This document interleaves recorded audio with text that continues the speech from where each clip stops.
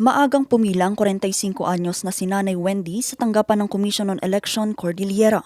Pakay niya makapagparehistro sa darating na barangay at SK election na gaganapin sa November 2. Ito ang unang pagkakataong makakaboto siya at pakay niya marinig din ang kanyang boses sa pamamagitan ng pag-aalal ng kanyang napupusuang mga kandidato. Makulong yung mga drugs at saka korupsyon. Isa lamang si Nanay Wendy sa daang humabol sa huling araw ng voters registration ng COMELEC ngayong araw, May 18.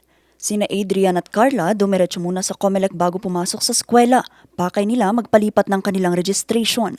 Bagamat malayo pa ang 2028 presidential election, pinag-aaralan na nila kung sino ang mga napipisil na kandidatong tatakbo. As a student, at saka yung mga past na mga leaders natin, syempre alam na natin yung mga capabilities nila.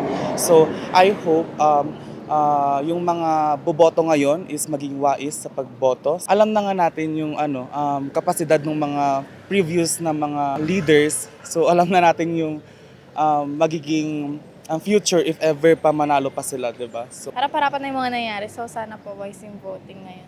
Sa edad namang 73, kredibilidad pa rin ang hinahanap ni Tatay Mariano sa mga kandidato sa anumang posisyon. I do not think of any other means of magagawa nila yung trabaho nila. Ang voters registration ay nagsimula pa noong October 20, 2025.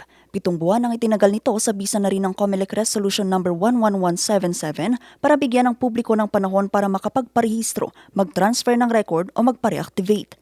In fact, nung Sabado, nandito lang kami, nag-aantay lang kami dito, halos wala nagrehistro ng Sabado. So, talagang hinintay nila itong last day. So, very unfortunate na ganun ang kanilang talagang gustong gawin.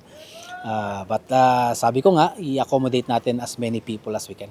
Base sa datos ng COMELEC CAR nitong Abril, umabot na sa 1,093,162 ang rehistradong botante sa rehiyon. Mas mababa ito kumpara sa higit 1.1 million na registered voter noong 2025 national at local election. Usually, common naman sa atin ang transfer, especially pag barangay elections. We understand, yung pag barangay elections, mas personal kasi ang mga competition sa barangay elections. So, hindi naman yan bago sa atin na pag barangay elections. Marami talaga lumilipat.